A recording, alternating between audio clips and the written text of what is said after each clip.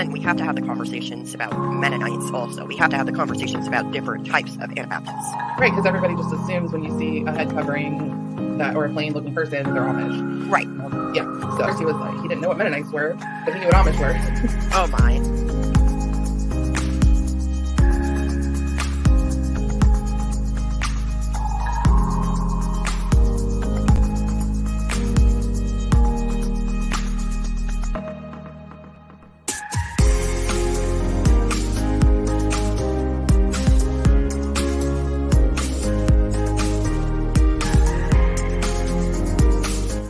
Good morning, everybody. Today we are gathered to discuss these wonderful booklets called The Sacred Subjects, and it says, "Do not open, for parents only."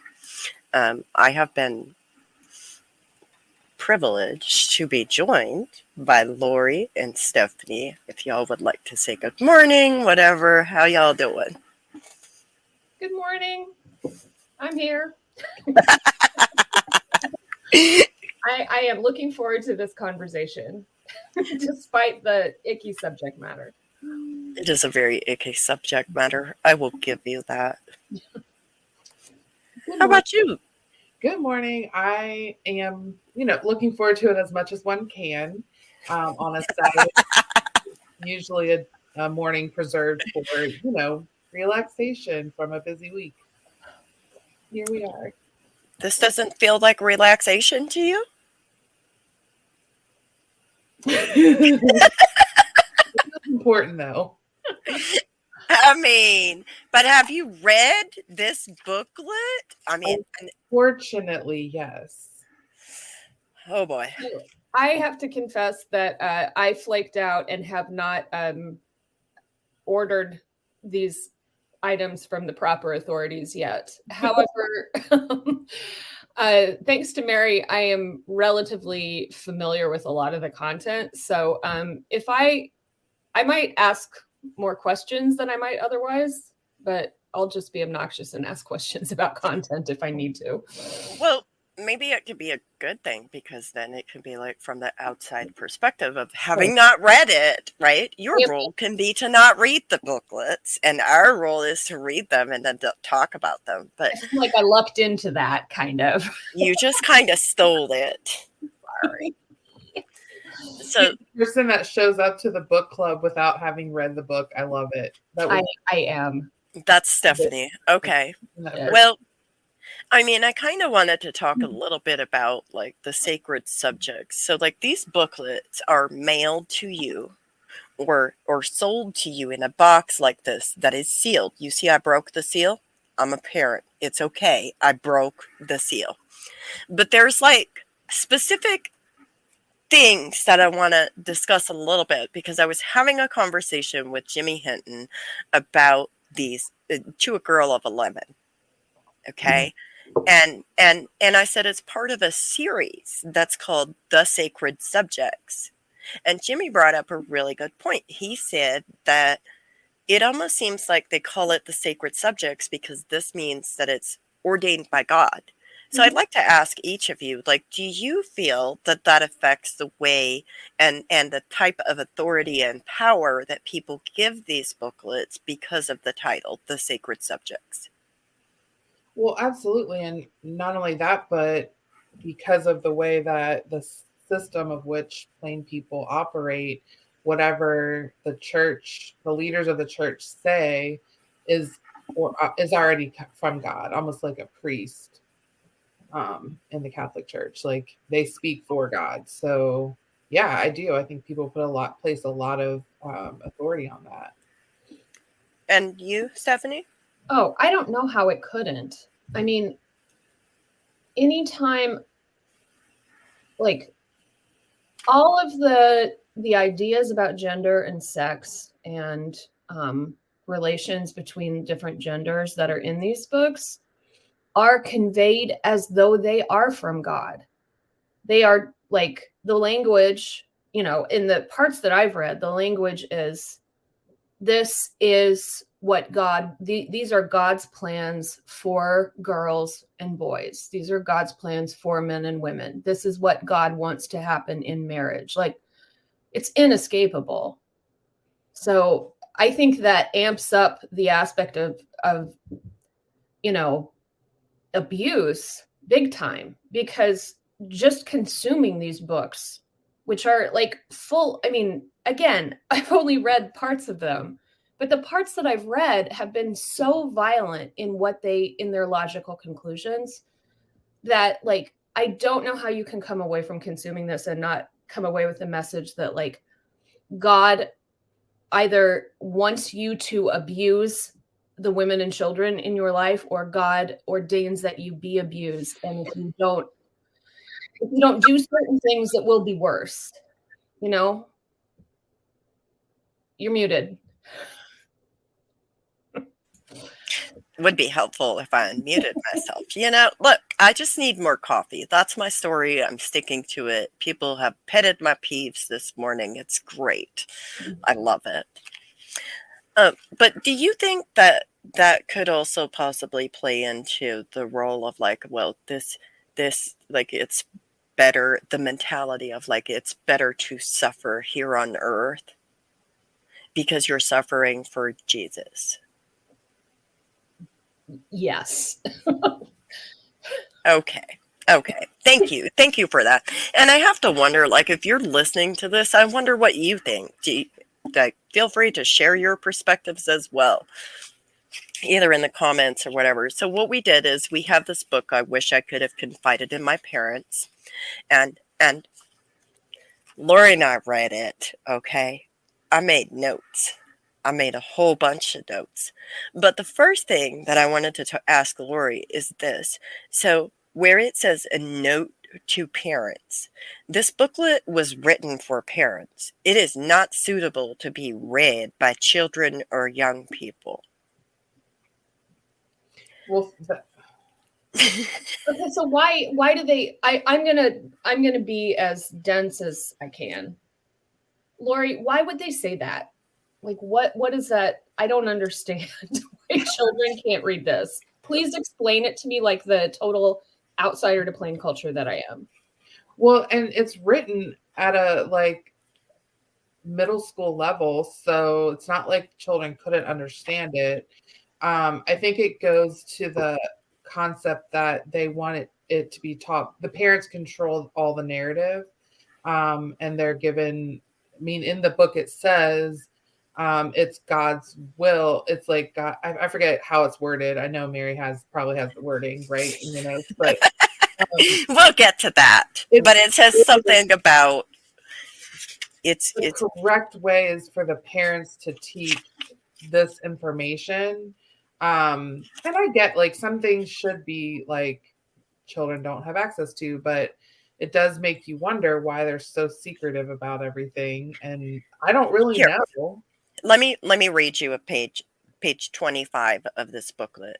There was no wonder the great sex education experiment in the world has failed so miserably. It had so many things against it. It never stood a fair chance. Not only did it attempt to impart cold facts alone, apart from any teachings of morals and religion, but it was also being done by the wrong people. The world's reasoning was that sex should be taught in school because teachers could be trained how to handle the subject and were thus in the best position to teach it. How utterly wrong. Man cannot improve on God's plans, and it is God's plan that this subject should be taught to children by their parents. If anyone else does it, it's only second best. That is why this book is written to parents and not to children. This subject is the responsibility of parents. It is not the responsibility of schools or even of the church. It is fitting and in place for ministers to encourage and remind parents to give their children the proper teaching, but it is then in the parents' place to do it. There you have it. Right there, black and white. That is horrifying. Like, also, like, what goes through my head is, like, Jacob, you just made this up. You just made this up. You wholeheartedly just made up this rule and said God said it. So my question is, And maybe I missed something because, you know, I am of the weaker sex, according to them. Yeah, okay. I can't properly comprehend things, and I just have to look to men for guidance. But, you know, I have studied the Bible, and I have literally never read that in the Bible. So I'd like to know where it is in the Bible that this is at. And if anybody can provide that information to me, please do, because I'd love to be proven wrong. Yeah. Also, even if it were in the Bible, it would be stupid. I realized I'm a heretic for saying that, but like, it's just stupid. It's a stupid rule that someone made up because it consolidates their own fucking power. Sorry, can I swear on here? Stephanie, how many times have you been a guest on my podcast? I never remember. And we always have this conversation. We do? I allow people to express themselves in ways that they feel safe. Okay. Well, I feel safe saying that is some fucking bullshit. Well, there you have it. Stephanie has spoken. Furthermore, you know, before we even get into the book, there's still more that I want to discuss a little tiny bit. You know, it says, put this booklet inside a wait, first. We strongly suggest that this booklet not only be kept in a concealed place where children will not be apt to come across it, but that you take measures to prevent their reading it in case they should come across it. Put this booklet inside a large brown envelope that can be sealed shut. Mark the envelope clearly that it is not to be opened. You will greatly reduce the temptation for a child or a young person to read it without permission. If he or she knows, you will see the evidence that someone has been reading it. If you have suggestions or comments on this booklet or any of the others in this series, we would welcome hearing from you. The author. I think they would welcome hearing our podcast. I double dog dare somebody to have them listen to this podcast. They won't. Also, we don't know who they are, do we? Well, we don't know who they are. We don't have contact information for them. We have no idea how to contact them or give them feedback. Also, so that's really interesting. Have they met children? Do you know, like, since when has seeing something that says do not read or open made you not want to open or read it? Like greatly reduced. Or without just the exception to the rule? I mean, I kind of feel like that's actually the exact opposite.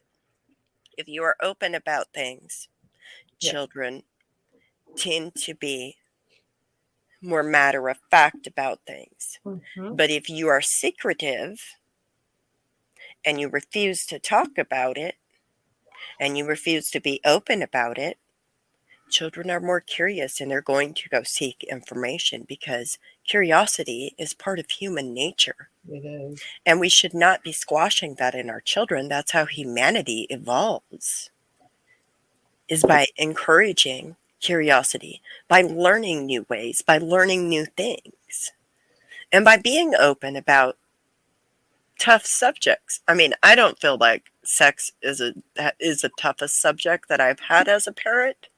Right. But you know what's tougher for me? What? Interpersonal relationships. Yeah, I mean, and you start teaching kids about healthy sexuality by teaching them about respecting other human beings and consent. And like long before they're old enough to grasp what sex means for adults, they can start to learn, here's how you respect other people. Here's how you say, no, I don't like that. Like, that's where you start developmentally. But I feel like all the literature that you show me that comes from plain communities is about attempting to override what is developmentally normal by just beating it out of people. Like, that's not how humans work. That creates cycles of abuse. Yep. And So, it seems quite obvious, really. I mean, maybe it seems obvious because you've had access to more information, but to people who have not had access to information, they need to hear that. So thank you for sharing that. But going back to the book, is there something you would like to start off on, Lori?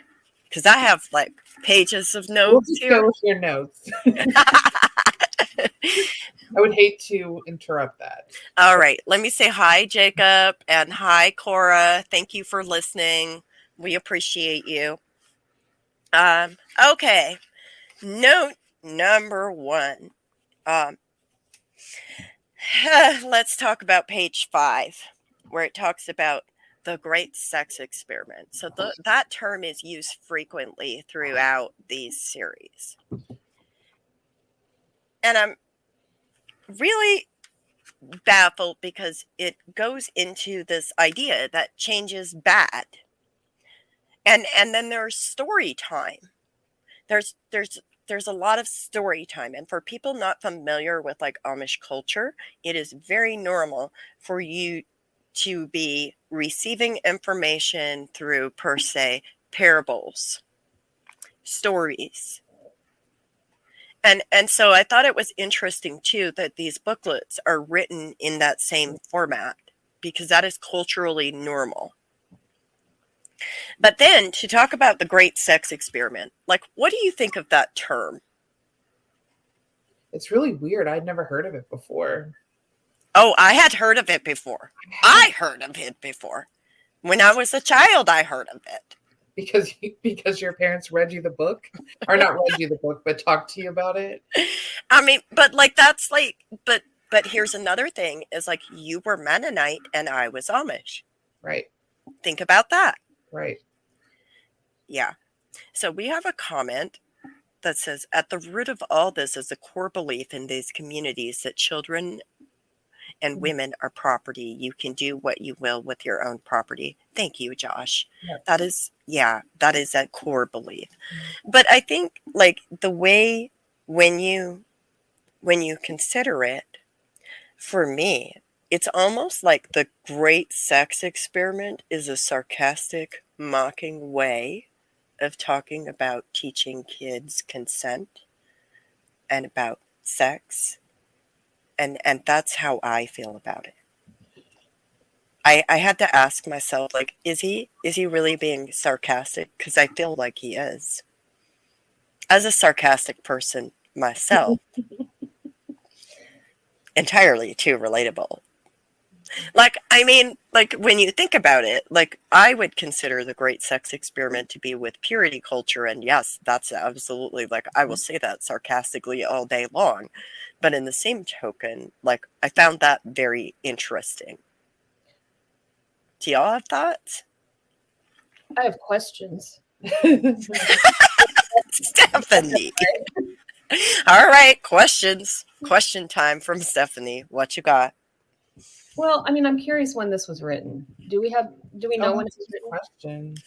Because they've been around since you were a kid, Mary? Well, I was a kid. It says reprinted in 2018. I don't know when it was written. Okay. It was published by Pathway Bookstore, by the way, in Bloomingdale, Michigan. Oh, mine was reprinted in 2020. So. Oh, yours are a newer version. This could be very interesting. Keep beating this dead horse. I also found it. I doubt this hasn't changed much. Well, I also found it interesting that they talk about the great sex experiment and then they label it as like information without morals. Like, there's scientific facts. I mean, I also just don't like coming from the English world where like I'm still trying to figure out what thing in the English world the great sex experiment is referring to. And I feel like it depends on when those words were actually written, because I mean, I grew up in the 1990s. I'm 46. I was born in 1976. I grew up during like the sort of blossoming of purity culture. Mm-hmm. And like the battle between conservative Christians to keep sex ed or keep sex ed out of school or make it abstinence only sex ed. Mm-hmm. And like, I mean, I grew up going to sex ed at school. It's not like they were teaching, like in 1993, 1994, when I was in high school, they weren't teaching us about consent. They were teaching us like what happens biologically in order, like whatever. They were teaching us about puberty. Like my sex ed teacher was a gym teacher. He was big dumbass who said a lot of really offensive things. But like, the problem isn't that they were teaching sex ed. The problem is that patriarchy and like rape culture is everywhere. And some of what they were teaching us was rape culture. But the idea that like the source of the problem is that the teaching was not coming from parents and instead it was coming from the public schools. No, that's ridiculous. I mean, at home, people were learning equally destructive or more destructive things. So I don't like when they talk about the great sex experiment, I think they're just creating an idea of what they think is happening in popular culture and building a straw man that they can argue with. Can I tell you what they write about it? Yes. After they tell their story of a Model T car. Okay, as long as I'm not cutting off Lori, because Lori, I don't mean to. You've actually read the book, so no. It does seem like an ambiguous concept, but what I also noted about it was the fear mongering and the inaccuracy of information, because it says literally it was a giant flop and a tragic mistake. Rape and incest have increased. Teenage pregnancies have increased. Homosexualities have increased, whatever that means. Okay. Unhappy marriages have increased. Okay. It has not worked. No problems have been solved. Morally, things are worse than ever. And then why it was failed is because education without morals. But like the really disturbing thing was that the fear mongering was like something about, it's even to the extent that like parents, if children wanted to more, they would watch. It's like fathers have come to feel that when their nearly grown daughters wanted to watch them bathe, they owed it to them to let them watch in order to satisfy their curiosity.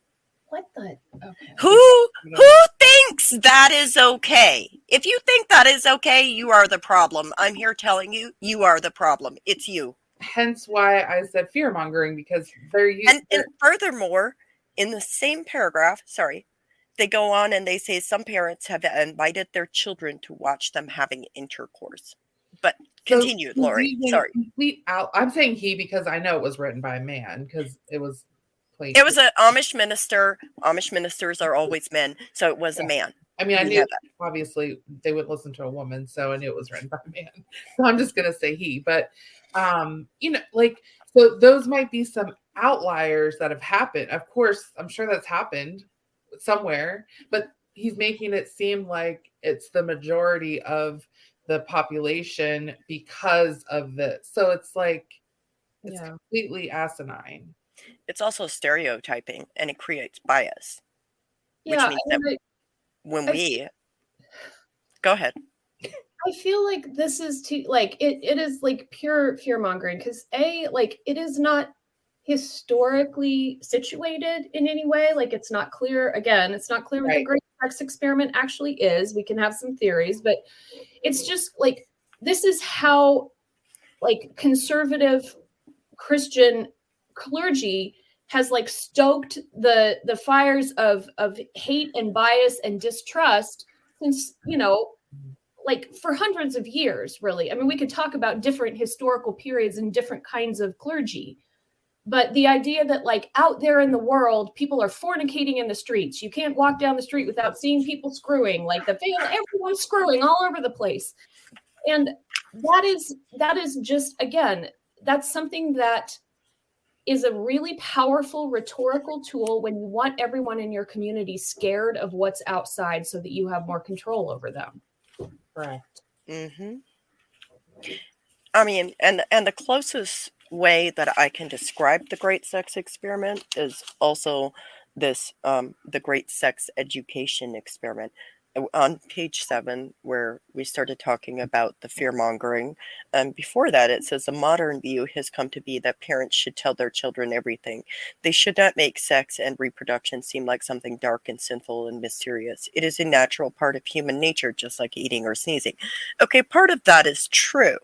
But the thing that they fail to be truthful about is the fact that it is not that you should tell your children everything. You should teach your children age and gender appropriate information. Yeah. And that does not mean that you are telling your 3-year-old like how sex works or showing them sexually explicit images. That is actually a crime, to show your kids sexually explicit images. Yeah. So like it's all tied in together, and it's a very effective way of shutting people up and silencing children and silencing the marginalized in those communities.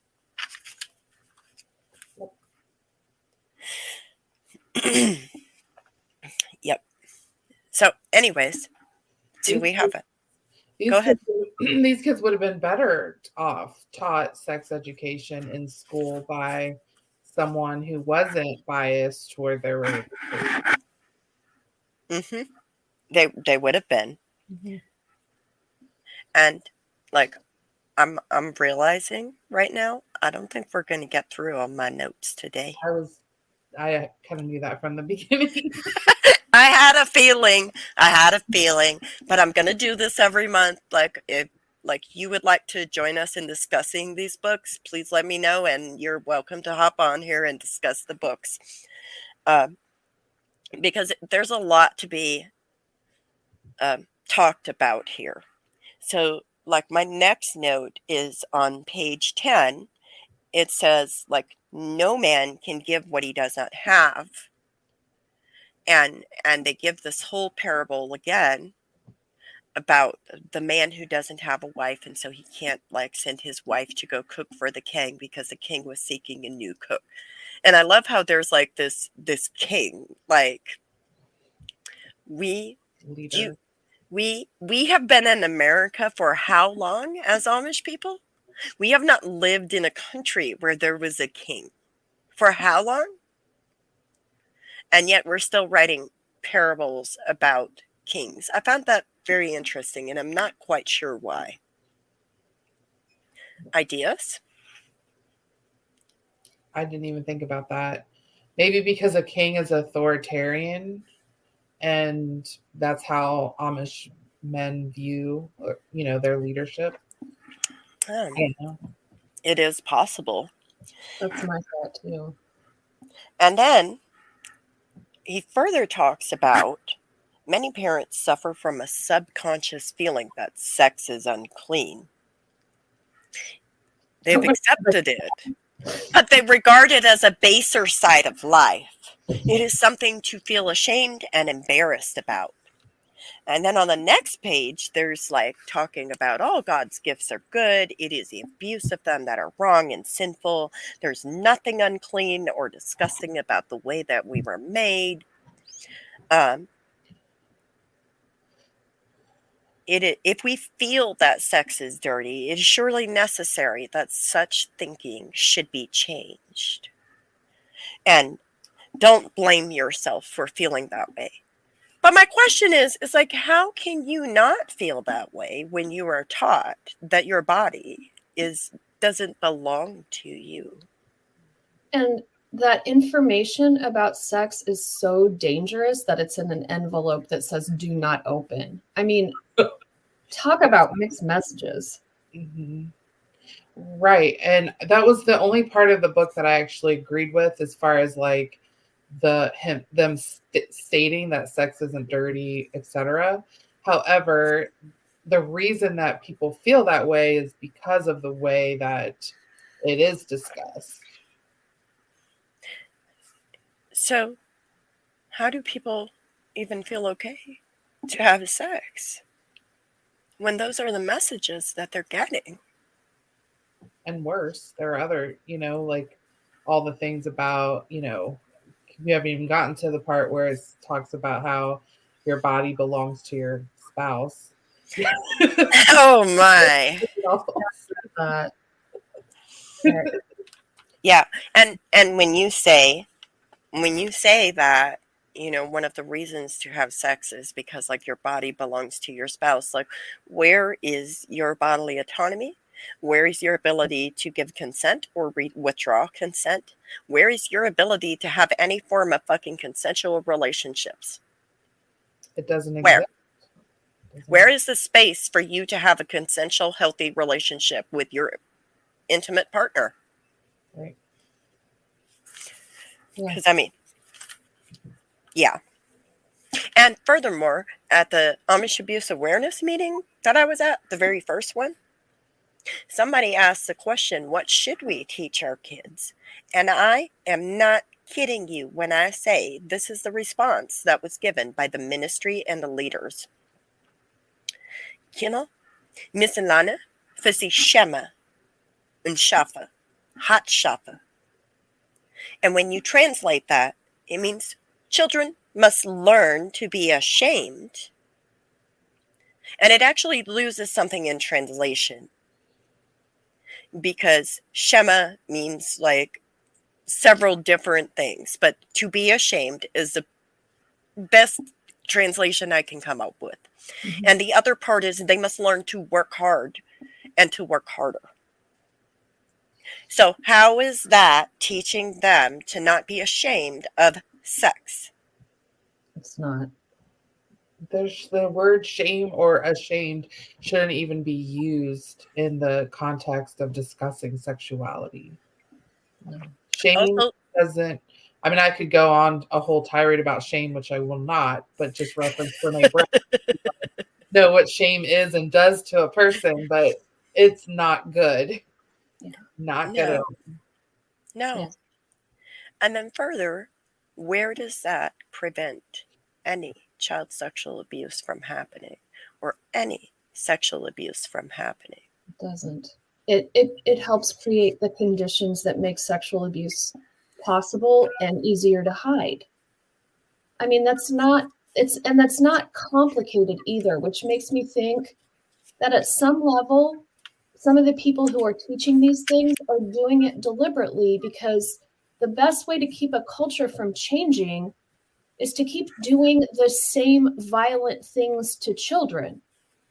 And that's, you know, I just want to say to people who genuinely want to change, you really do have to start with your kids. You have to change the way you raise your kids.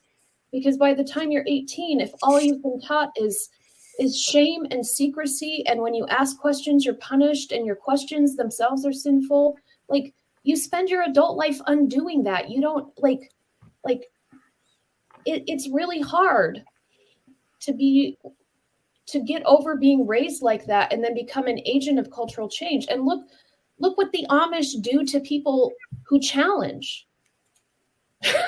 They're not in the culture anymore. I mean, you're, you know, Mary, you're on the outside, like helping people on the inside and people on the outside all over. But like, you're dealing with the aftermath of constant violence.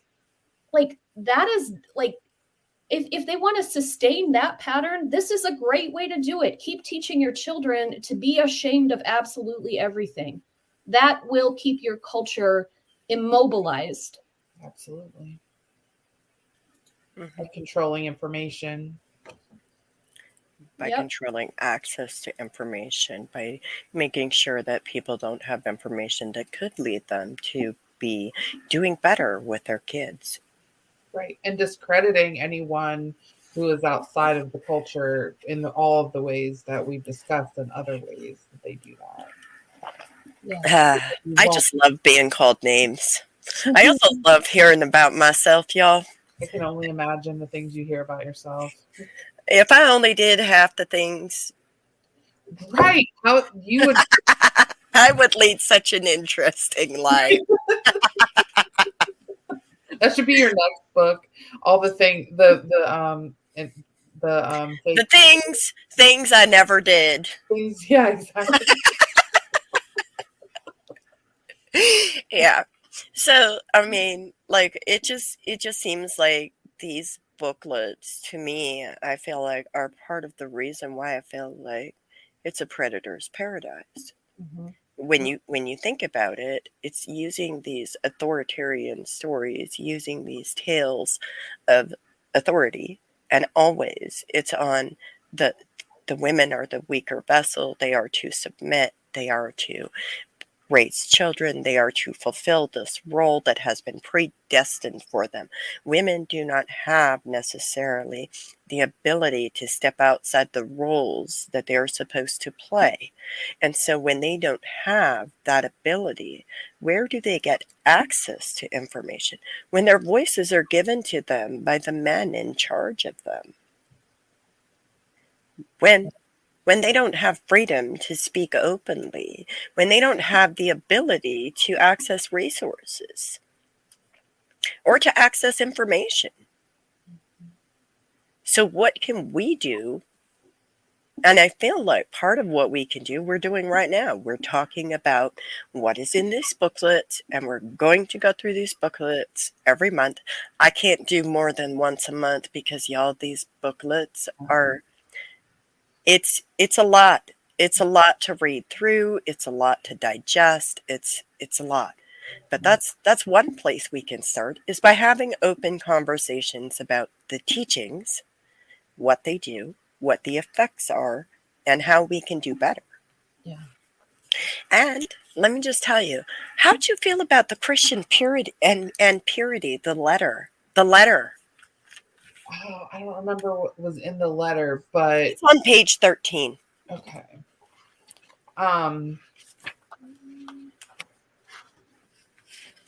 think I noted any. Oh, I didn't notice anything about that.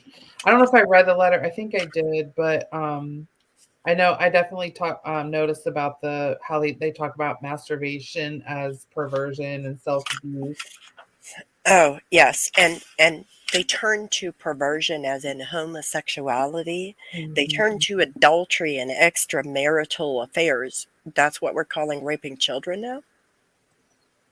Yep. Because I mean, I'm not even being sarcastic. I'm being truthful. That is what I witnessed, is people saying it was extramarital affairs when really it was raping children. Mm-hmm. And homosexuality, if a man is raping a boy, that is not necessarily due to homosexuality. That is possibly also, like, you have to understand that abuse happens because of power and control. And when you sit here and you teach this idea that men are the ultimate authority and women can't possibly comprehend the Bible, you are actually literally sitting there and teaching men that if they want power, they need to take that power. And they're going to get that power from whomever they can. Children are by nature vulnerable. They're susceptible. And so they are easy targets. They are easier targets than adults. Mm-hmm. I mean, it is enough to make one sick. I will agree with you. I will agree with you on that one. Yep. And furthermore, when you also teach men that the reason that you feel attracted to a woman is because of how the woman dressed, you are literally teaching men that they have no control over themselves. You are teaching men that they are like animals. Oh, it's a natural thing to have those, but it's the women's job to police their modesty up so that they don't inadvertently cause their brother to stumble and lust and sin and, self-abuse themselves, because it is so intertwined and twisted. Mm-hmm. As opposed to teaching that, what should we teach, Stephanie? Well, I don't want to cut off Lori. She was going to say something. I was just going to say that, having grown up with all of that stuff, and even though we didn't have the booklets, like, it was still the same messaging. It's hard to undo that. It's very hard, as I'm 45 years old and do not subscribe to these beliefs in any way, but it is hard to get them out of your, like, they still pop up at times. That's a good way of putting it. One of our commenters says that burns a fire in my gut. Right. It's a very good way of putting it. That's why I can't do this more than once a month, y'all. Yeah. I mean, I think coming from, I come from an Anabaptist background. I mean, in case anyone watching doesn't know me, I come from like Mennonite Church USA, like assimilated, liberal, mainstream Mennonites. Institutional. Institutional might be one way of putting it. I always like chafe a little bit with the liberal Mennonites because within Mennonite Church USA, we have like a whole range. I'm saying we as if I'm still a member. I'm not, but it is definitely my cultural background. But like I went to public school. Like I did not grow up in a separatist community. You looked normal then? What? You looked normal. Is that what you're trying to say? I looked normal. She's trying to say that she had access to information like normal people. I did. And I was allowed to read whatever I wanted. And I think I guess I'm just trying to get my mind around what these books are teaching women specifically about their ability to like want sex and experience sexual pleasure. Because on the one hand, there's, your bodies are holy. You shouldn't be ashamed of them. On the other hand, it's like your husband needs sex and it is your job to give it to him however he wants it and whenever he wants it, because otherwise he will stray and have sex with other people who may be children. And it's your job to make sure he doesn't do that. And it's like, that is a message that is fundamentally incompatible with sexual pleasure. Like, it's not like the idea that sex is a thing that is a woman's duty to give to a man so that he doesn't stray is, it's part of a lot of fundamentalist Christian teaching. It's part of popular evangelical purity culture. It's not like this is just the Amish and plain Mennonites by any means, but in our what I always hear conservatives refer to as sex saturated, sex obsessed culture that isn't Christian in like those of us who like go through life, don't go to church and still manage to not be fornicating in the streets all the time. Like there are plenty. Like it doesn't have to be this, okay, folks. It doesn't have to be this. I remember when I first started dating, and they were not Mennonite or necessarily, Christian. It doesn't matter. I just assumed like that all they wanted was sex. That all they were trying to get was sex. I was the gatekeeper because that's what I was taught. That just isn't reality. Yeah, and even as a therapist working with clients, like the way that the Christian community talks about men want sex, women don't necessarily want it as much is not true at all. I've seen the reverse happen more than I can even say. And it's just harmful. It's harmful to women. It makes women who do have a high sex drive feel ashamed or like something is wrong with them. And then not even to mention the whole consent thing and bodily autonomy. It's just all skewed. And that messaging is really hard to reverse. Yeah. And I think it also causes I think it causes sexual trauma to a lot of men too, because they're taught that something really fundamental about themselves is like people who don't want to harm other people, which is still the majority of people. Yes. Like people who don't want to harm other people are going to be upset and traumatized when they're taught, at age 10 or 11 or 12, like the minute you get an erection, you're basically a sexual threat to every girl around you. No, that is so debilitating. And that creates utterly dysfunctional relationships, with other people and with yourself. Mm-hmm. Like that is a really good way to create a lot of shame and trauma in men and boys too. Mm-hmm.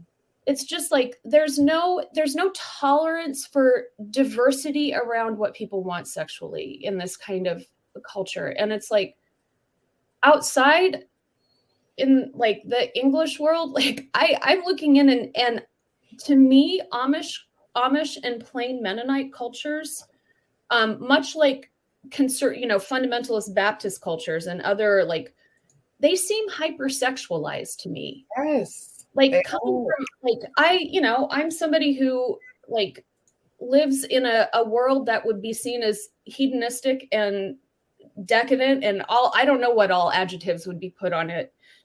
I mean, it's not, but it would be seen that way. And I look at it and I'm like, what, when there's nothing whatsoever abnormal about a 3 or 4 year old just tearing off their clothes and running all over the house. There's nothing sexual about it.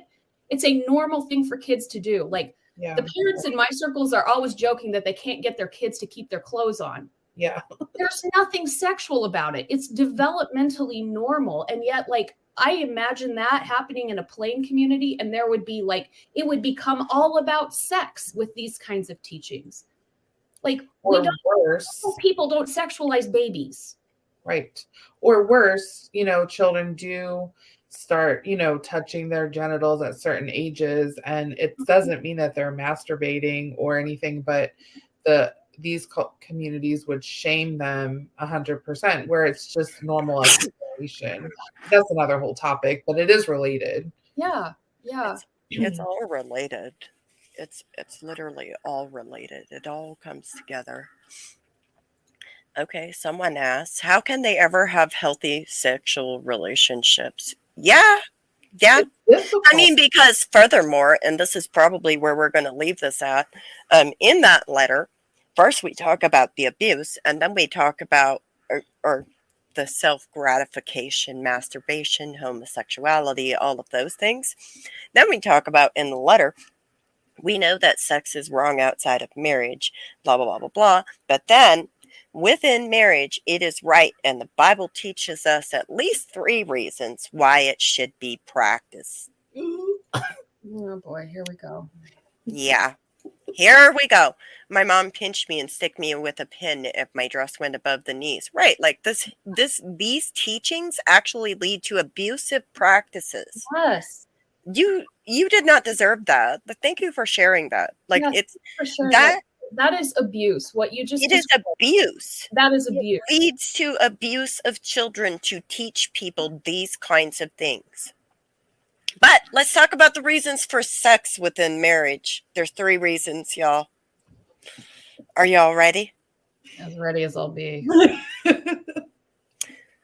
Reason number 1, so children can be conceived.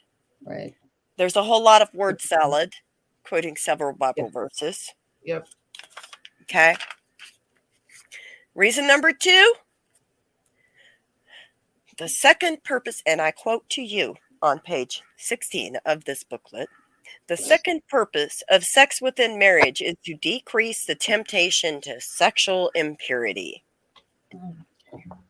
The man should give his wife all that is her rights as a married woman. And the wife should do the same for her husband. For a girl who marries no longer has full rights to her own body, for her husband has rights to it too. And in the same way, the husband no longer has full right to his own body, for it also belongs to the wife. So do not refuse these rights to each other. Yeah. The only exception to this rule would be the agreement of both husband and wife to refrain from the rites of marriage for a limited time so that they can give themselves more completely to prayer. Afterwards, they should come together again so that Satan won't be able to tempt them because of their lack of self-control. I've never understood that scripture. That is a hot load of nonsense. Just there's so many internal contradictions in whatever the hell that was. How is anybody supposed to? I can't. It's a hot load of seeming garbage. 1 Corinthians 7:26. Paul realized that not everyone is alike. Some have stronger temptations than others. So he says that overall it is best for each man to have his own wife and each wife to have her own husband. And he finds it necessary to point out that once they are married, they must not refuse to give themselves to each other, lest the temptation become too strong, again, to practice self-abuse or some other form of sexual impurity. So you should get married so that you don't have sex, or so that you can have sex. So I feel like this causes people to get, I've seen this a lot with purity culture where people get married that maybe shouldn't, or sooner than they should, or maybe because maybe if they'd stayed together longer, they would have realized they shouldn't get married, but so that they can have sex. And Yep. I just find that completely appalling. Yeah. It is absolutely horrific.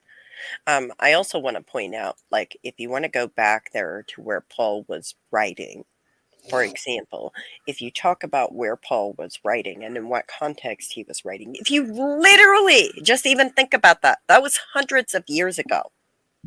That was thousands of years ago, like 2,000 years ago. So what kind of environment was society at that point in time versus where has society evolved to at this point? Well, and also it's like, I feel like I feel like you would be accused of sinning just for saying that we should look at what Paul said in the historical context. Like, so much of this feels like a rebellion against like it's a desire to keep things static when that's not how human beings work. Well, Stephanie, I might have been called rebellious a few times. I don't know how you don't rebel in a place this controlling. I mean, like so much of this stuff seems to be about creating internal disciplinary mechanisms. Yeah, I heard that a lot growing up, the double. Sometimes the double makes you, okay, yeah. So you're always worried about being tempted by the devil or doing something like, and you're going to be, you're going to be disciplining yourself and feeling shame and always feeling like you're doing something wrong. And that creates people who are easier to control. And then those people get married very, very young, as one of our listeners says, was married young to have sex, because that's what we are taught. That's what we are trained. We are told our life path. Don't worry, there's a third reason too. Right. Wait. Let me read this comment. You have to rebel to survive and grow and become a better person. Right. Like, if you want to become a better person, if you want to learn better ways to navigate throughout life without like harming people, you have to rebel. It's almost like a given. Mm-hmm. But let me go to the mother of all, the ultimate reason, the holiest reason of all, that people should have sex within marriages. Are y'all ready? Yeah. The third reason. Now that we've heard that it's for procreation and it's to prevent self-abuse and sexual impurity and homosexuality, right? We have like, that's okay. The third reason God has ordained sex within marriage is to build the bond of love and attraction between a man and wife. I know of a husband who feels that sex is only for procreation. Therefore, once his wife is pregnant, sex would be wrong, or after her childbearing years are past. They have a very sad and unhappy marriage. Can we just, let me, I'm sorry.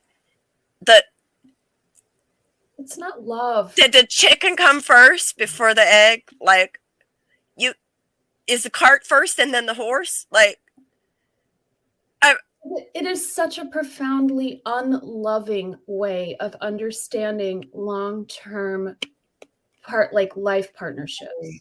The idea that like the only way that, so for one thing, they've laid out that you don't have autonomy over your own body. You don't possess it. Like, when, regardless of what you feel, you have to give to your partner when they want it. And then And then they're also saying, if you don't do that, like, that's how you build love.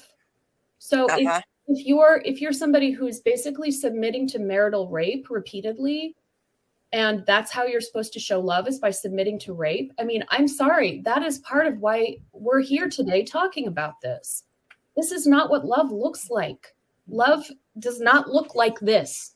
Well, it's fear-based too. Like, imagine having sex with your husband so that he doesn't have sex with someone else or assault someone, Go out and find intimacy with the harlot, because that's also mentioned in this booklet. A harlot. Like, come on, let's be real.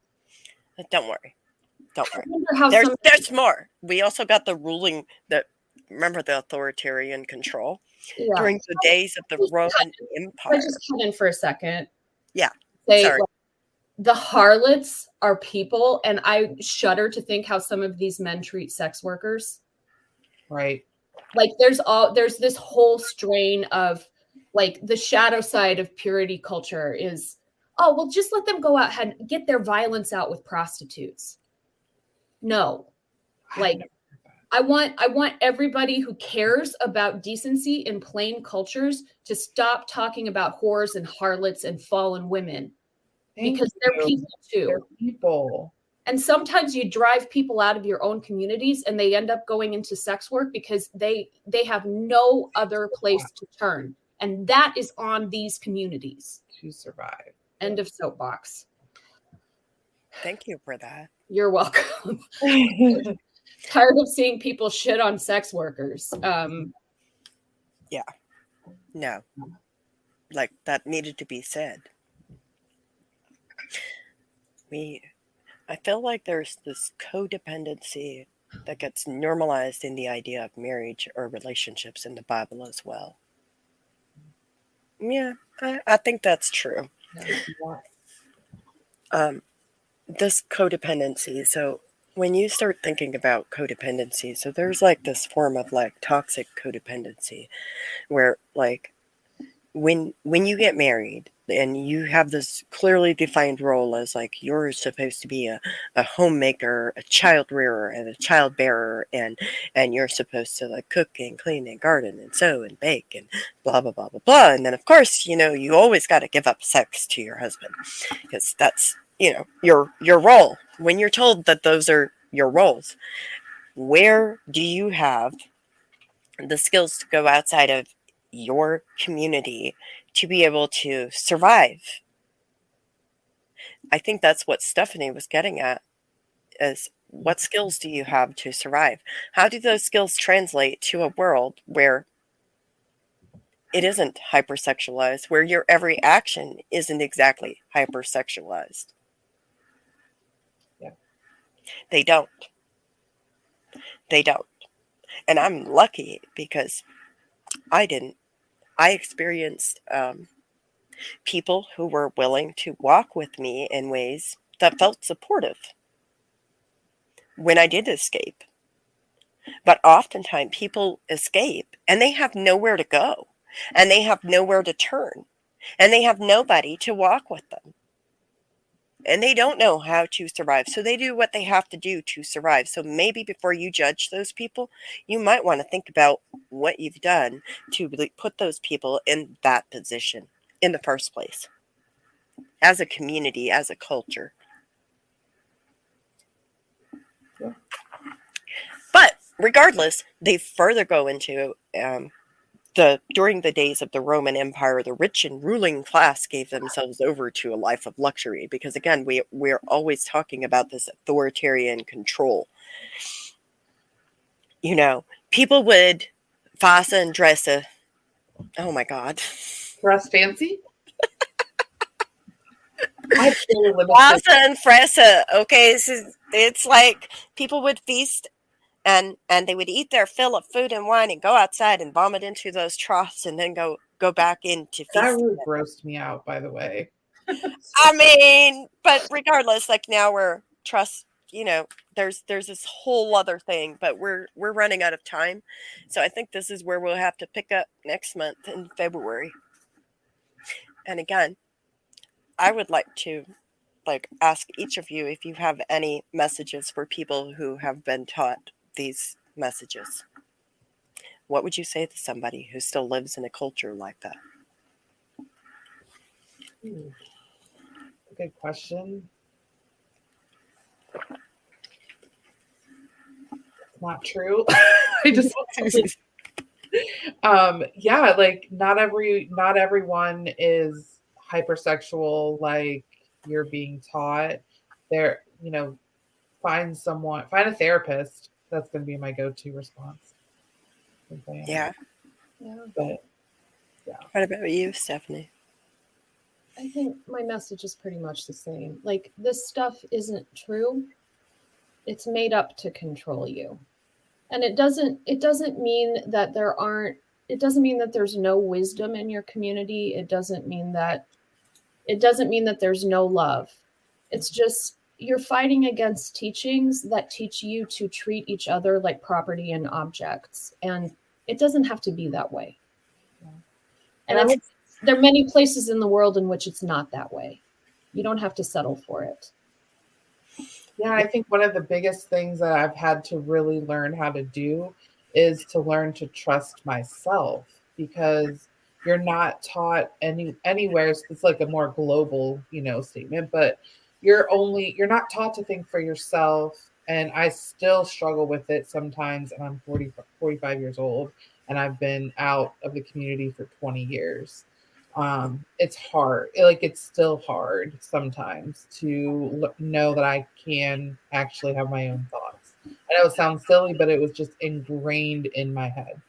Like, if I would ask questions, even in my own home, it's because we said so.